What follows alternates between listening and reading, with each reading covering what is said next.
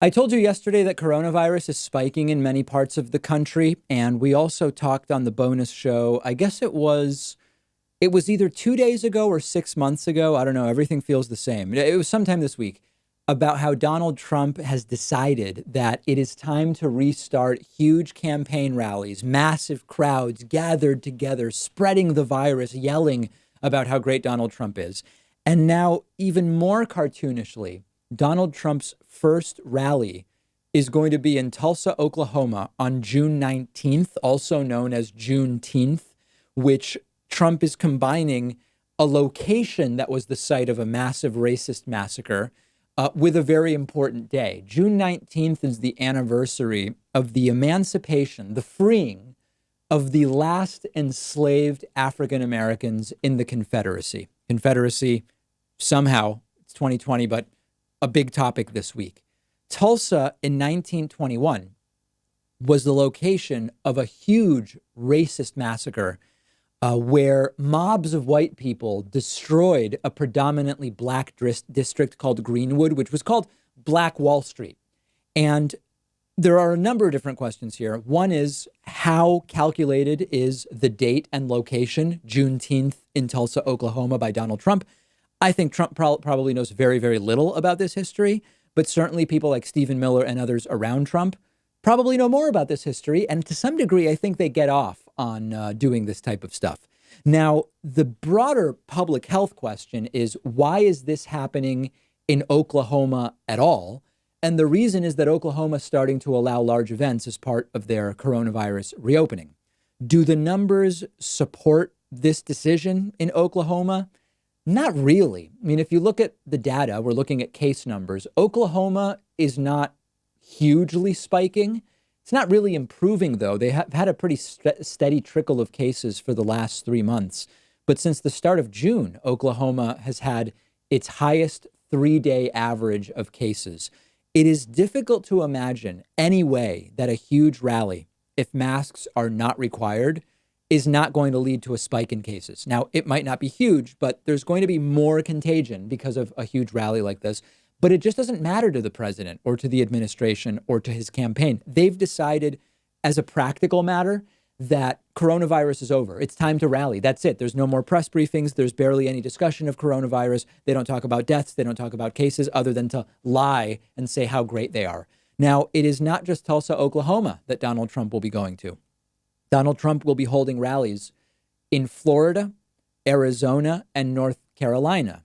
And those are not, maybe it's okay, maybe it's not. Those are epicenters of disease right now. You have to see this to believe it. These are case growth curves that absolutely do not suggest that you should be having huge rallies in these states, especially with people. Remember, right wingers are much more likely than left wingers not to take the virus seriously, not to stay home, not to wear masks, not to do the things you need to do to prevent spreading it. And by that, we are likely to see even more spread. So in North Carolina, cases have been steadily increasing and rising. North Carolina does not appear to have peaked yet. It's getting worse and worse and worse in North Carolina as the days go by. Florida, as I told you yesterday, had a dip in cases in late April, but that might have been when they were just lying about the numbers. They have again peaked with new record case numbers coming in the first part of June so far.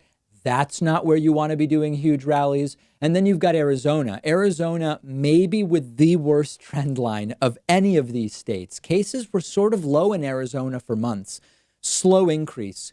And since the start of June, just a massive spike to cases in Arizona. Arizona is close to one of the worst places in the country where you should be having a mass rally. They're in danger of running out of ICU beds all of a sudden. And that's where Donald Trump wants to go. Spoke to a friend who lives in Arizona this morning, told me that no one's wearing masks unless it's absolutely required, and that it's not really required almost anywhere, even most indoor places. And the nursing homes are having a real issue in Arizona. It's almost like Trump's choosing the worst places. And this could work to get coronavirus to some rural communities. We've been talking a lot about, coronavirus has been centered around cities because that's where you have more people. Cities tend to have more direct flights to China and to Europe that made it early epicenters were likely going to be in cities.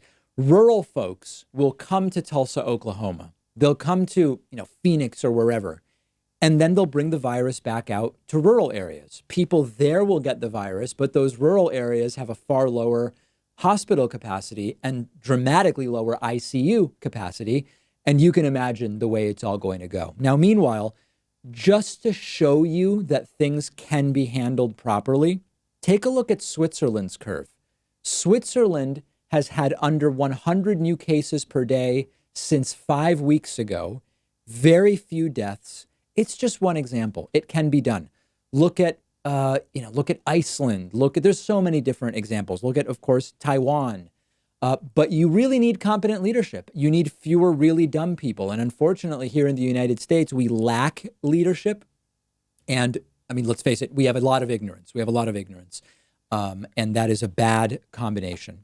I want to remind you that Tuesday, we are doing something nice to build community. So much news is negative these days. We are having the second David Pakman Show chess tournament. I will be playing in the tournament. I want you to play in it. All skill levels are welcome. It's free. This is just totally free. We're just running this for community's sake. It will be on the website lichess.org. That's lichess.org. You can sign up on the website now. I will be tweeting out the link to the tournament, probably 7:45 p.m. Eastern on Tuesday, the 16th. The tournament will start at 8 and it'll run somewhere around 75 to 90 minutes. So make sure you are, I hope you participate. We had 500 people play last time. I would love to double it if possible. Also, remember, you can follow me on Twitter at @dpakman on Twitter. And remember, if you tend to watch YouTube clips, but you want to get a daily podcast, there's the free daily podcast of the David Pakman Show, 1 hour long. It's on iTunes, Spotify, Pandora, Google Play, Stitcher, all of these different places. You can get it there. The David Pakman Show at davidpakman.com.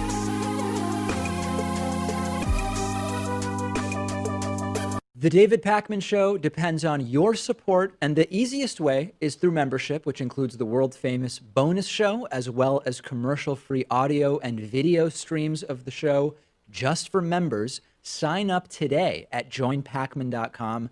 Coupon code saves you 40%. Vote soon 18.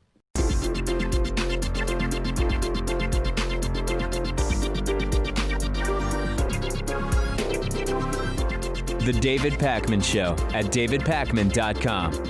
Today's new members of the day are Todd Sayer and Sonia Gray. Todd and Sonia, thank you so much for your support. And an extra special, huge thank you to Richard Carnes. Richard has been a member at joinpakman.com for almost 5 years, if you can imagine, and is today's longtime sustaining member of the day. Grab a membership at joinpakman.com. Coupon code available but never mandatory. The coupon code is 2020NOW, 2020 NOW, and that'll save you 66%. Okay, let's go to the phones at 617-830-4750. Many people waiting anxiously to say their piece. We'll start today with our caller from the 323 area code. Who's calling today from 323? Hello? Yes, that's you. Oh my God, I got on David Pakman Show. I love your show, and I recommended it to my cousin. He listens to it now. I have 2 questions for you. Okay. First of all, what do you think they can do about the Georgia delays in the election? It's so corrupt there that I would hope that Black Lives Matter would also gather around the Georgia City Hall and protest that, because they're just disenfranchising people. Yep, we talked about this earlier in the week, and if you want a preview of the voter disenfranchisement and election fraud tactics that we are going to see in November, just look at what happened in Georgia earlier this week. And certainly it has not been a focus of the protests of the last 10 days. That's okay. The protests were about something else. But we need every nonprofit that works on voter disenfranchisement activated. We need to overwhelm the vote by so much that even by cheating, they can't win. But if anybody doubted, and at this point, I don't know why you would, if anybody doubted what we are going to see in November, We saw it in Georgia this week, and there's no one solution. We've got to push for vote by mail. We've got to push for not closing polling places, prevent the voter roll purges. Anybody who can vote early should. Anybody who can vote by mail should. But we've got to overwhelm the vote because they're going to try to take it with these tactics. They do it every year, and Trump is extra desperate right now. Yeah, it was just really sad seeing all those people, especially I heard it mostly happened in the minority communities where. Oh, well, that's a strategy. That's not by chance. Yeah. The idea is make it harder to vote in places where in the average, people are more likely to vote for Democrats. And you had people who vote in overwhelmingly white precincts in Georgia saying, I don't know what people are talking about. I showed up, I voted in 5 minutes. There was nobody there, plenty of voting booths, and everything's fine. That's the strategy. Yeah, I heard that. I heard there was a woman at the polls who said that after waiting for 3 hours, she drove to a white place and saw people just walking in. There wasn't even a line. Yep. It's predictable and it's horrible. Yeah. And then my final comment is, with the Joe Rogan interview, I love Joe Rogan, but he seems like to be using you like you're his psychologist or something, because he just talks so much more than normal. It was just like, I was like, would you let David say something? I didn't notice that, to be perfectly frank. Yeah, he was going on and on, and I was just like, Joe, because he normally lets guests talk a lot more, but it was like he was waiting for you, like I need to unload, so David's coming, so I could just. David's very polite, so I'm just gonna talk and talk and talk. I don't know if that was real. When it's done via Skype, like I wasn't in the room with Joe, it's sometimes maybe tougher to read when it would be a natural time for the other person to talk. So maybe that was a factor, but in the moment, I didn't notice it. Yeah, that's probably true, because the thing I thought about is, like, the first time you went, it didn't seem that way. Right. So maybe because he doesn't see you there, he feels a sort of maybe a little bit of an anxiety in order to try to fill the moment. Maybe so. So he just keeps talking because he doesn't see your physical cues. Right. So you're ready to jump in. Right. So he's keeping going and going and going. Well, anyway, that's it. Thank you so much. I'm a huge fan. I'm a member. And I recommended my cousin to be your member. And anybody who I talk to about in terms of getting a good news source, I tell them, David Pakman is one of the best. Thank you. The Hill, Secular Talk with Kyle Kalinske. Yeah, so you guys are a number one, fantastic. All right, appreciate it. Thank you so much. Take care. Great to hear from you. Let's go next to our caller from the 662 area code. Who's calling today from 662? Hey, David? Yes. Hey, David. I have a quick question for you. Okay, let's just hold on one second. Let's see if we can clean up the connection a little bit. Are we on speakerphone right now? 1 second. We are. Okay. Sorry, AirPods. I thought that was okay. Okay. Right. Very good. And there was good. It seems like whatever noise was happening in the background has been resolved. Who's this? Where are you calling from? This is Ross. I'm calling from Denver, Colorado. Great. What's going on today? Hey, I've been listening to a lot of Tim Pool, and he's thinking that a lot of people are lying to the pollsters about Biden and thinking they're just really going to vote for Trump. There's a silent majority, especially with his economic approval rating is at 58%. Just wanted to know what your thoughts were on that. I've not seen this assertion made. I don't know what Tim is saying. I think you have to defend such an assertion with evidence, and merely pointing to higher economic approval than support for Trump wouldn't really be evidence. It could just as easily be evidence that despite feeling that things are okay economically, people still are going to vote for Biden over Trump. It's one of these, it's an indefeasible argument. You can't possibly make a counterpoint because implicitly it's that people are not telling the truth. So if your argument is people are lying, we wouldn't be able to disprove that until people actually vote in November. So we kind of have to just wait and see. Okay, but I think that also happened in 2016. I think people are ashamed to say, "Hey, I'm not a Trump supporter, but I'm going to." In what sense did it happen? Hold on. What evidence do we have that it happened in 2016?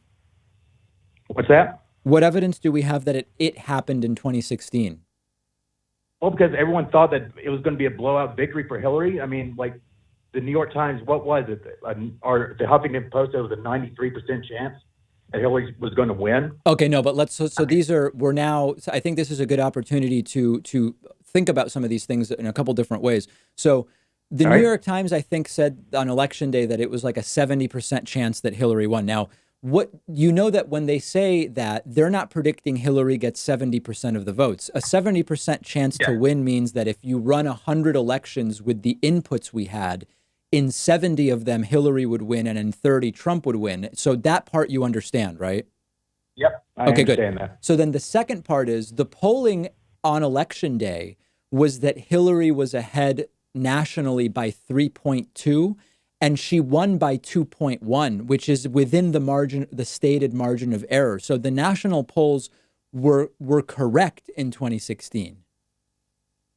Okay. But I just really think the Democrats are playing with fire when they're talking about defunding the police, when there's like a poll that came out that like 88% of people are satisfied with the police or either want more funding, and only like 12% want to defund the police. Right. So now you're now making a totally different argument. Your first argument was that in 2016 people lied about supporting Hillary. Now you're saying defund the police is a bad idea. You're acknowledging we're now on to something different, right? Yeah. Okay, a good. little bit. I agree with you. I think that I don't know if you saw my clip, but the poll I saw says only 16% of the country supports defund. I think it's the wrong messaging. I've put out a much more specific plan that is about demilitarize and retrain and redelegate and stuff like that. So on this issue, I agree with you. But on the issue that in 2016 people lied about supporting Hillary, the data don't back that up. All right, maybe I'll have to look more into it. But David, I appreciate your call. I'm a little bit more on the right, but I do use your show to get a more balanced perspective, and I appreciate what you do, man. All right, thank you for the call. Very much appreciate it. I think hopefully we were able to resolve a few factual misunderstandings there, I venture to say. Okay, let's go next to our caller from the 443 area code. Who is calling today from 443? Hey, is this me? Yes, it is. Who's this? Hi, this is Alex from Maryland. How you doing, David? Good. How are you? I'm doing good. I just had a quick question for you. If you were to update the federal poverty levels, how would you do it in a progressive way? That's interesting. So there's a couple different things. The federal poverty level in and of itself is potentially not a good measure because cost of living varies so dramatically from state to state. So federal poverty level that has to apply to New York City and rural Wyoming is inherently problematic because the cost of living is so dramatically different in those two places. You know what I mean?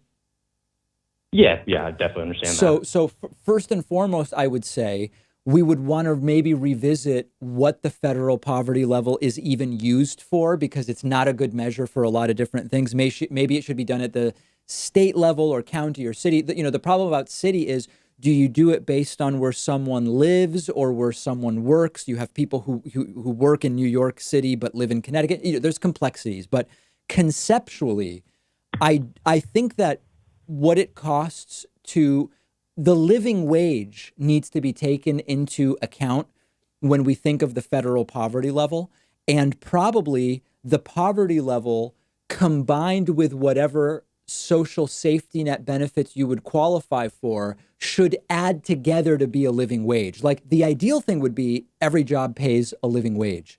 That's a different type of legislative apparatus than setting the poverty level. So I think that we should be looking at a framework where, adjusted for cost of living, poverty level has to get you a certain amount of social safety net benefits where, when combined, you get to a living wage, if that makes sense. And if this is like a fantasy, I mean, this is like, we're nowhere even close to this being a serious discussion. Yeah, this is all theoretical at this point. I was just looking up apartments around my area, and I saw that the federal poverty level is still $15,000 and change, and I just thought that was ridiculous. There's no way you could live anywhere in the U.S. on that. So, right. Just want to get your then the thoughts on question that. is, if it's 15,000, in a lot of places you could be making double that, and you can't afford a 1-bedroom apartment, and that makes no sense. Which I think is the point you're making. Yeah, exactly. All right, David. Thanks. Okay, thank Have a you. good one. Appreciate the call. Yeah, likewise. Let me go next to our caller from the 347 area code. Who's calling today from 347? Oh, lost my pen here. Hey, is that me? Yes, it is. Hey, David, how are you? This is Good. Peter from New York. Hey, Peter, what's up? I was wondering if you could wave a magic wand and implement any 3 policies, what would they be? Oh, boy. I mean, I guess at the micro level, some kind of health care for all would be number one. Number two, we would want to do campaign finance reform, because that connects to, like, if you care about education or abortion or, whatever, the way that elections are financed is a huge part of how all of those issues are dealt with and used as fundraising wedges. So we would do campaign finance reform, and that's not one law, right? Like, that's changing a huge apparatus. So I would say healthcare, campaign finance, and probably something serious on climate change, because again, it's going to be hard to deal with any other issues if the country's underwater or nobody can breathe. So maybe most urgently, I would go with those 3. Well, what do you feel about ranked choice voting? Yeah, so that, if you said top 5, I would include changing the voting system. And I've actually said before, I'm not necessarily married to ranked choice, but there's a few different versions, including single transferable vote and a number of others that we've talked about. If you said, what's your election reform package, it would be a combination of getting rid of first past the post combined with campaign finance reform. And I've got a bunch of clips about ranked choice versus other systems that you can check out. All right, maybe I'll check those out. Yeah. All right, thanks a lot, David. Okay, appreciate it. Thank you so much. We're going to take a quick break, but we will go right back to the phones when we get back. So if you are on hold, don't hang up, okay? Don't hang up. You've already called in. You're already on hold. And we will get to more calls right after this short break. The David Pakman Show at davidpakman.com.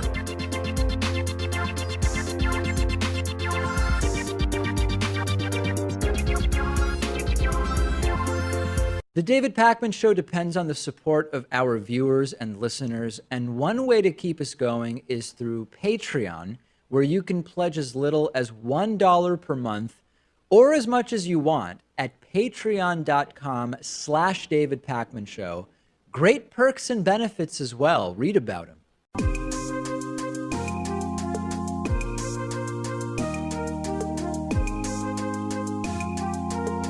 Welcome back to the David Pakman Show.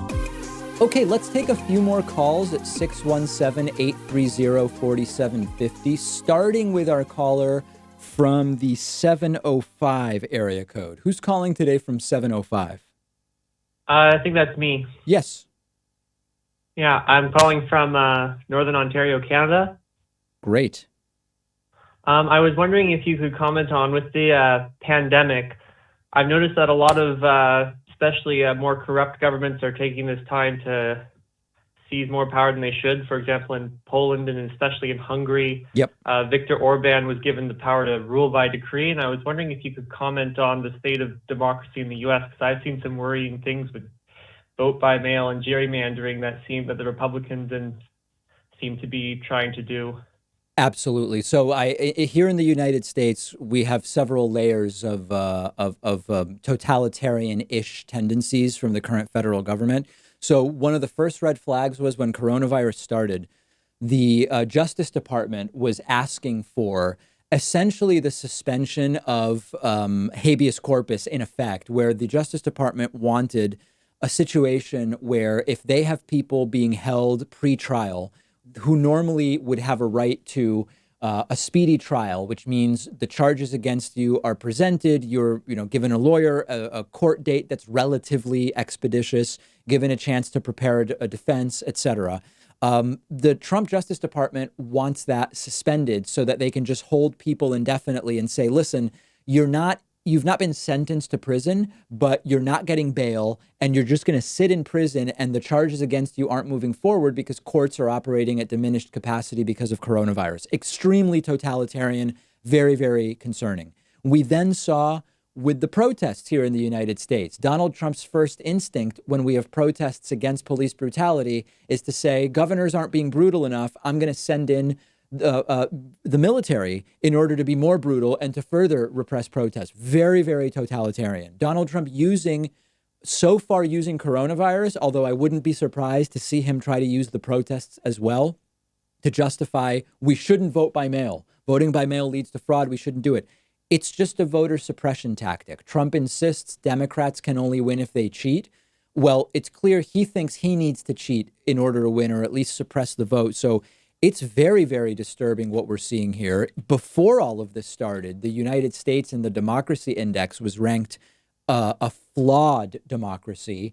And the state of democracy here is dramatically declining. Earlier this week in Georgia, we had huge voter suppression in strategically left-leaning and non-white areas. I mean, it's ugly. It's very, very ugly. Yeah, that's. I think that is really concerning.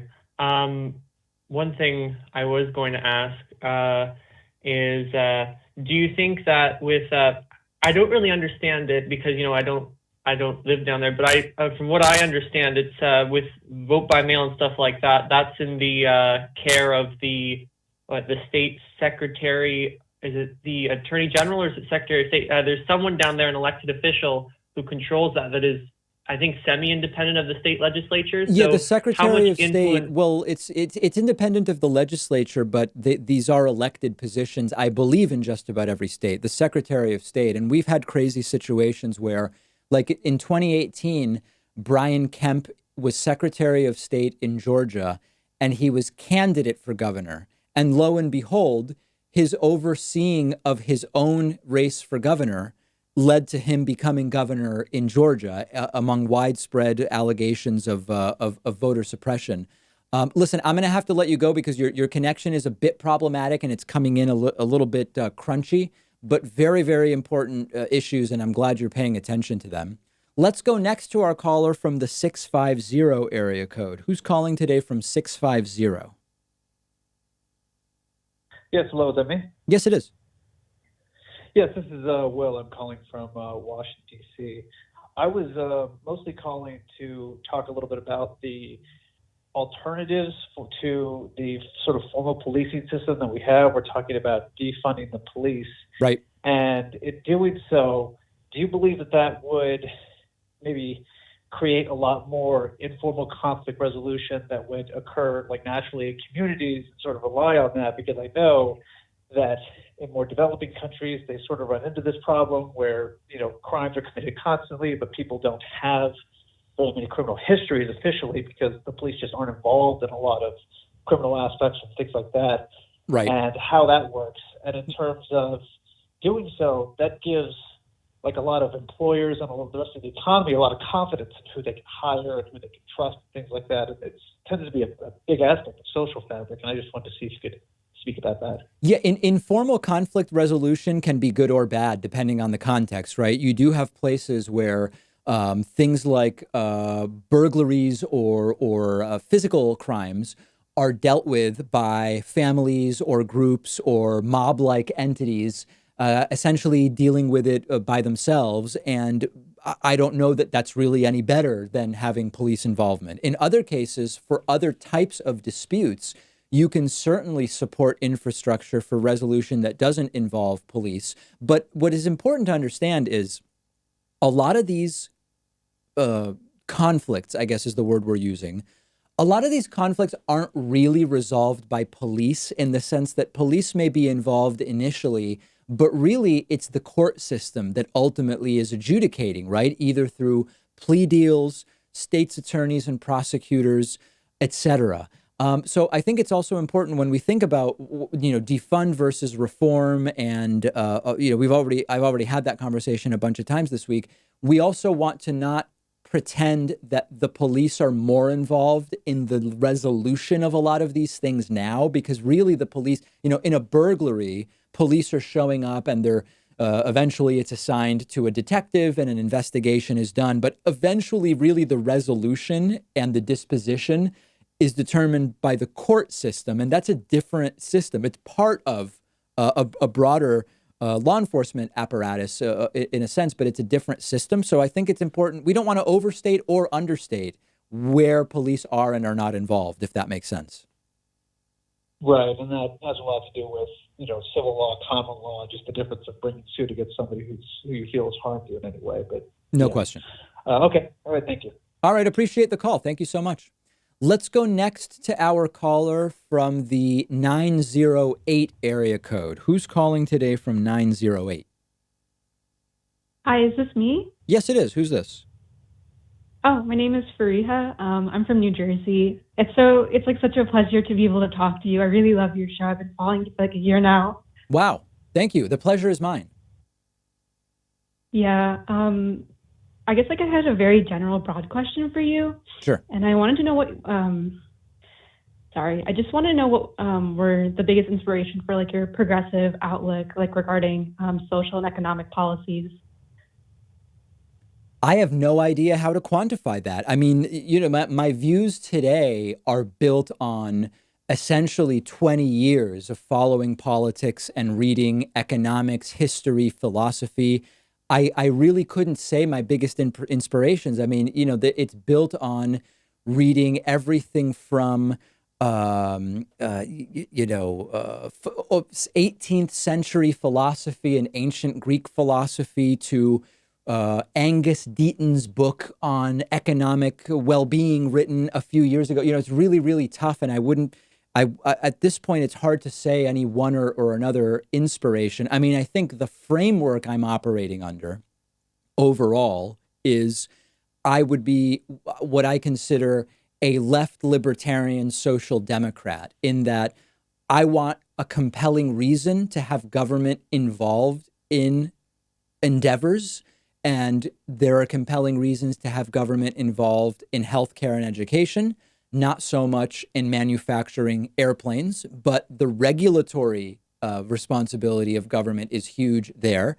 I want people to have as much freedom for self-determination as possible, and government should be very involved in setting those conditions, but not going beyond that in terms of determining what jobs people should have or the like. I mean, it's an interesting question because it goes to my general framework. And at this point, I've been following all this stuff for so long, Fariha, that it's like I couldn't name like 3 people that have mostly inspired me, if that makes sense. Okay, yeah. I was just wondering because I actually majored in economics and marketing in my undergraduate studies, and I always feel like this kind of lone like progressive voice, or like having this like progressive outlook, I guess, amongst my peers. And so it's like, I guess I'm more interested in learning more about like economic policy, whether it be progressive or more conservative, to like, I guess, get a better feel for my understanding of how I actually want the government to function. And yeah, I mean, I think the problem with a lot of economics departments in the US is that they teach a really narrow range of stuff. I mean, I've said before, I have no problem with neoclassical economics being taught, and it's important to understand that framework. But when I went to undergraduate, University of Massachusetts, I'd socialist Richard Wolff was one of my professors, and I learned Marxian economics and game theory, and I got into behavioral economics personally after I graduated. And most economics programs are teaching far too narrow a scope of material, and it sounds like that's sort of what you're realizing. Yeah, it's like a huge issue. Like I took environmental economics as like an upper level economics elective. I actually went to Rutgers University, and I noticed that a lot of the framework was dealing with neoclassical theory, and how I was just wondering how a little bit limited it is, and dealing with negative externalities arising from like things like pollution, or like companies not being responsible for like waste management or things like of that nature. Yeah, I mean, neoclassical economics and market theory fails to appropriately deal with externalities. I'm actually reading none of the concepts are new, but it's an interesting book. I'm reading Naked Economics by Whelan is his last name. I believe he teaches at Dartmouth. I forget his first name. And it has an entire chapter devoted to how you need government involved in markets, because without it, the negative externalities are dealt with only in that they are passed along to somebody else. And your analysis is exactly right. All right. I guess those are my only questions. Thank you so much for taking my calls. You're like a huge inspiration for me, because you helped me like kind of steel man progressive politics and ground them in reality so I can defend them a little bit easier. So I truly appreciate your voice of reason. Have a good day. Okay, you too. I so appreciate the phone call. Thank you. Let's go to our caller from the 760 area code. Who's calling today from 760? 760, maybe you're muted. All right, and last opportunity for 760. Oh, hello? Yes, that's you. Yeah. Hi, David. Hi. So I just can you hear me all right? Yes, I can. Okay. I just wanted to ask you what your opinion was on if you heard Minneapolis recently, or 9 of the city council members announced that they would disband the police department or something like that, or would vote on it. What's your opinion on that? I'm not sure if you did a segment in the past about it, but I've not done a segment on it. I haven't seen the exact proposal. Sometimes these proposals take the shape of essentially separating the police department into different units or elements, for lack of a better term. I'm not exactly sure what it is that will actually be made a reality if such a reality takes place in Minneapolis, but I'm very interested in seeing what it is that they come up with. And you know, there are other places that sometimes are asserted to have disbanded the police, but really what they've done is they've kind of separated out some of the infrastructure. It's not truly been disbanded in what that might sound like. Like, police haven't been abolished, but responsibility and supervisory authority has been rearranged and moved around. So I'm interested to see what Minneapolis comes up with. Yeah. Okay. Was that it? Okay. All right. Seems like that caller went bye-bye. Let's go to our caller from the 718 area code. Who's calling today from 718? Hey, Greg from New York, first-time caller. Hey, Greg, what's up? I'm glad you just called yourself a left libertarian. I think on some level, I'm sort of more on the libertarian side, a little more skeptical of the government institutions, including police. And I just wanted to say a lot of the progressive hosts are sort of coming around to the conversation that libertarians have been having. Okay, let me stop you right there, Greg, though, because I need Sure. to issue a huge disclaimer.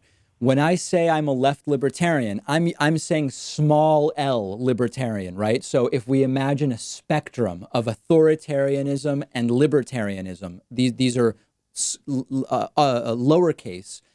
My instinct is I want to be more on the libertarian side unless there's a compelling reason to regulate or to involve government. So I am not at all a capital L libertarian. I just mean that on issues of authoritarianism versus libertarianism, I tend to lean towards the little L libertarianism unless there's a compelling reason not to.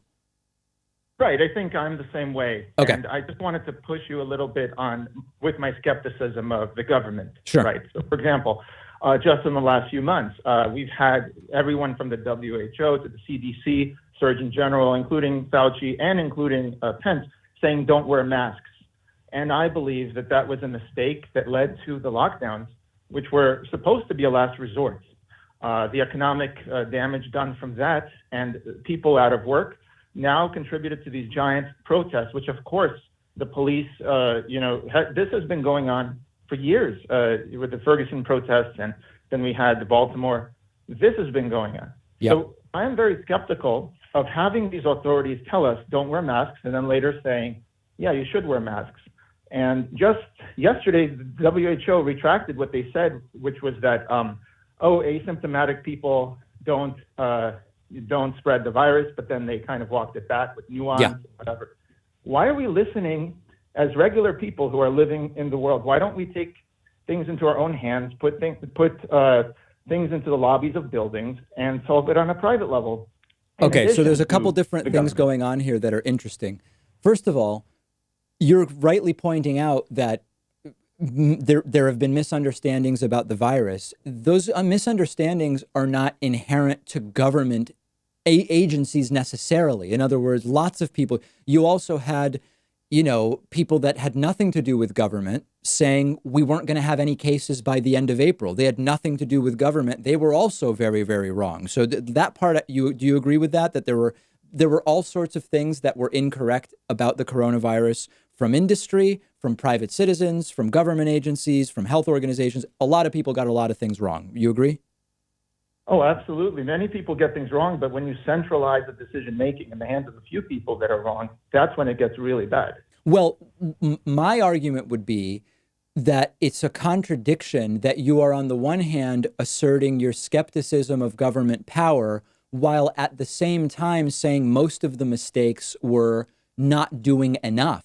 So a lot of libertarians, if presented with the mandate from government very early for everybody to wear masks, would have said, I don't want that. That's too much power. The government can't tell me to wear a mask. So I want you to think about that contradiction. You're saying you're skeptical of government authority, but you're saying they weren't strict enough. But wouldn't you have been saying, who are they to tell me to wear a mask if they had said that right away? Well, to be clear, I think there will be governments anyway, whether it's a neighborhood or a city or a state. Okay, but that wasn't my someone... question. But that wasn't my question, Greg. Right. Well, to answer your question directly, I'm saying that because we're accustomed to listening to certain authorities, right? Yes. The word authority would imply that they have the authority in the knowledge of it also. The fact that we're accustomed to this versus, let's say, in science or the English language and so on, I think that we have to be very careful with the messaging that's coming out from WHO. They were wrong, and that's important to how are you going to put in fail-safe so it doesn't happen next time? I agree with you. We have to. This was a disaster on all levels. We have to have a better, more well-functioning system. The pandemic response team never should have been abandoned. The pandemic response playbook that was left behind for Trump should have been followed. But remember, Trump didn't listen to the WHO on a lot of stuff. So at least in the United States, you said you're in New York, a lot of what went wrong here doesn't really have as much to do with the with the WHO. We have a government here that was led by an incompetent buffoon. So I don't want to put the focus too much on the WHO, even though I agree with your critiques, Greg. Last thing I just wanted to say, look, I live in New York, and just look at the sense of proportion. The NYPD is the 7th largest army in the world by number of people. Yep. They operate across several continents with the war on terror and the expanded budget. Why not? When I say defund, right, people, I think that's the wrong word. Many people say, disinvest or reduce the budget. Yep. Reduce the budget of the DOD. They can't account for $7 trillion. I mean, at what point do we finally say, look, conservatives, we agree with you. Let's start cutting, and we'll start with the DOD and the police force and give to hospitals, give to, schools. Why not? Yeah, I think one thing that has been very much missing from this entire discussion is we talk about defunding and demilitarizing the police.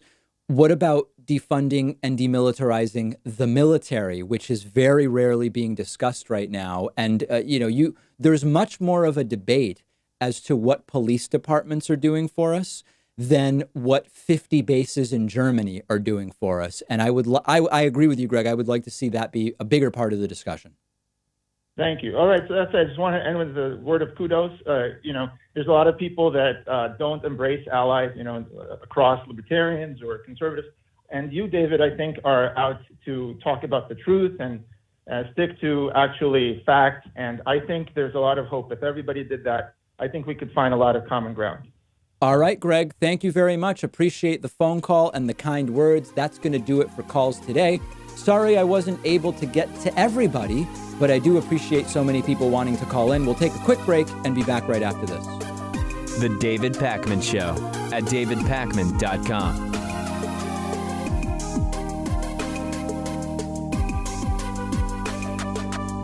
Whether you're looking for David Pakman Show coffee for your Chemex or French press or a David Pakman Show t-shirt, it's all available on our website, shipping to anywhere in the world at davidpakman.com/gear. Don't miss the bumper stickers too. davidpakman.com/gear. The David Pakman Show at davidpakman.com.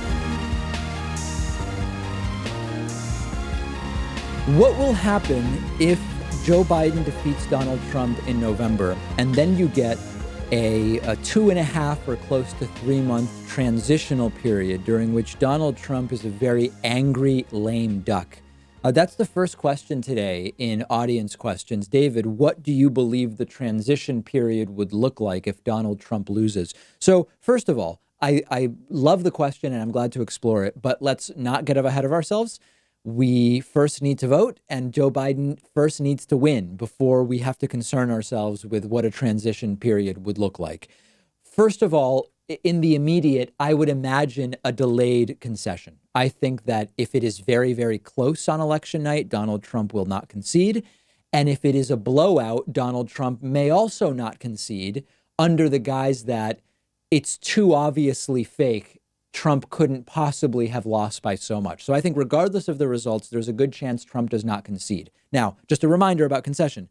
Concession is legally meaningless. Concession is a formality. It's done to show good faith, to signal the beginning of a peaceful transition of power, and its norms and conventions and all that different stuff. But the concession, legally speaking, is not relevant. It is true, however, that if, for example, a Republican concedes, you may see Republican secretaries of state who might get much more involved in challenging results with recounts or whatever, maybe not do it. So while legally not significant, concessions can still signal to governors and secretaries of state around the country, how should you react and what should you do next?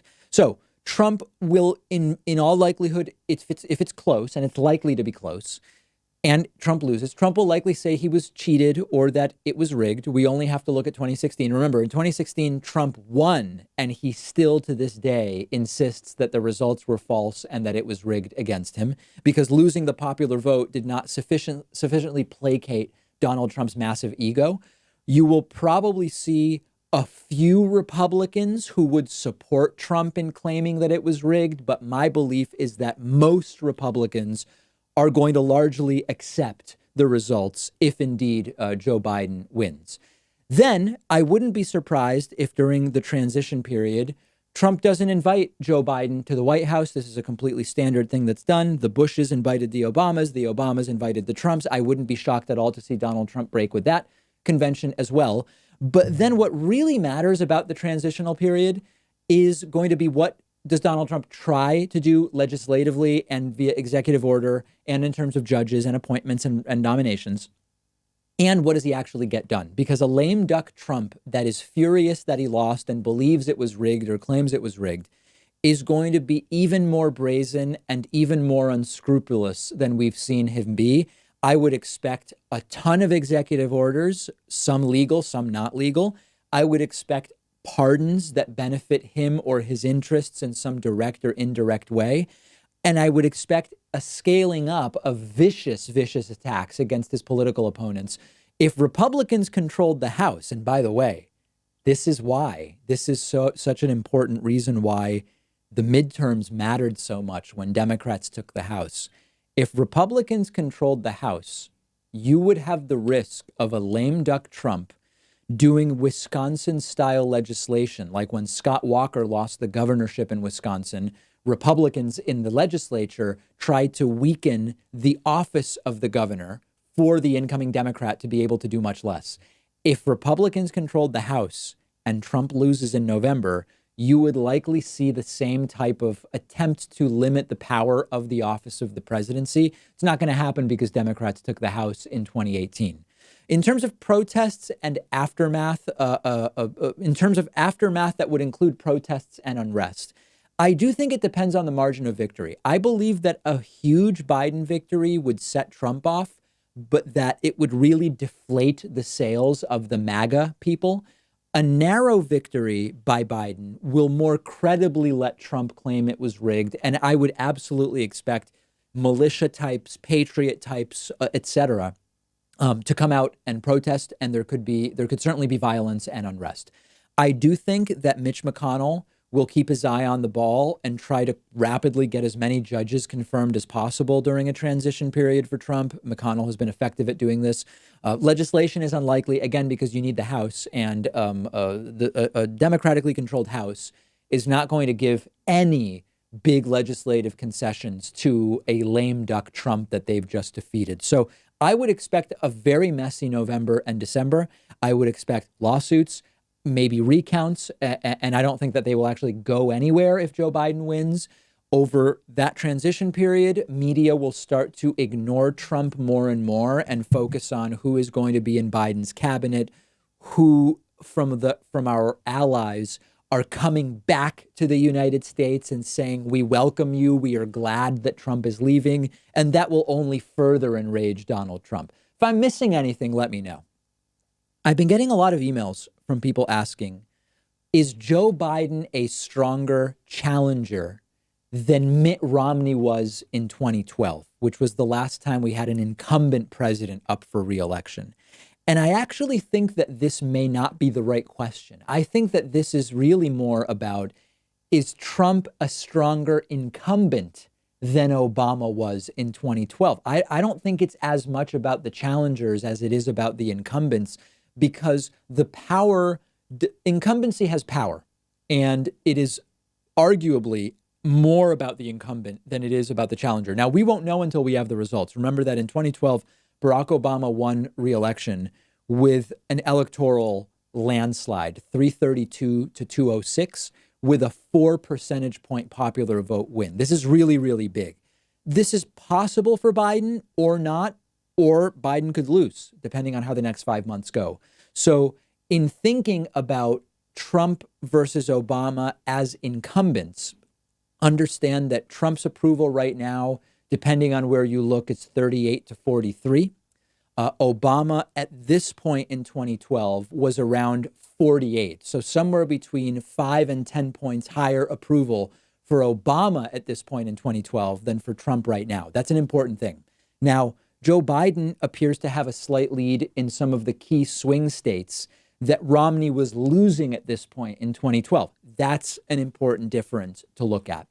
The economic situation is a really big factor because a lot of times re-election campaigns are referendums on the economy. In May of 2012, we had about 8% unemployment. Right now, we have 16% unemployment. Now, it's unique in that a lot of it is because of coronavirus, but that's something that we have to think about. One thing that is important from a math standpoint is Obama could afford to lose a bit in 2012 from where he was in 2008 and still could have won. Trump can't lose anything, okay? Trump won by 77,000 votes across 3 states. That is very different than the situation Barack Obama had in 2008. Also remember, Trump lost the popular vote by 2 in 2016. Obama won by 4 when he was reelected.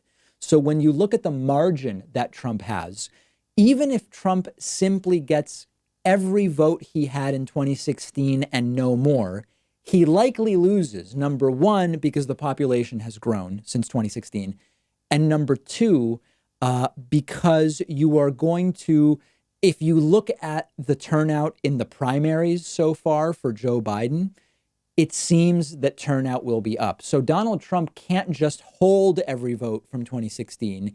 He needs to add something in order to win. And so far, it's not clear that he has a path to doing that. So the perspective I have is that Trump is a weaker incumbent than Obama was in 2012. And I believe that the outcome in November is going to be much more determined by that and the economic circumstances than whether Biden or Romney were stronger per se. If you disagree, I definitely want to hear from you. Let's talk about taboos. People writing in and saying, should politics and religion be taboo in conversation with significant others, with family, with your significant other's family, at work, etc.? So the way I grew up was politics and religion are just like any other topics. You talk about them with your family, your immediate family, at larger family gatherings, with friends, etc. Sometimes there are disagreements, sometimes there are not, but assuming nobody is espousing some truly violent, disgusting position, you talk about politics and religion just like you do anything else, and then everybody's still friends and everybody's still respectful and the like. I actually now have an even stronger position on this.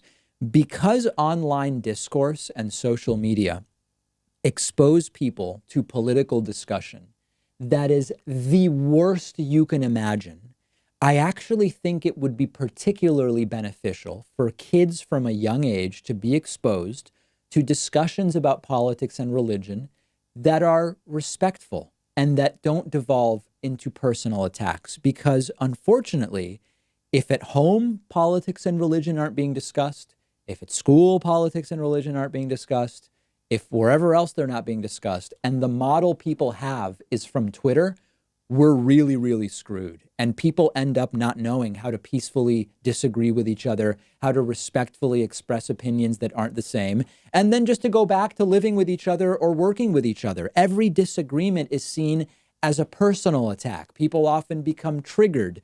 It's not good.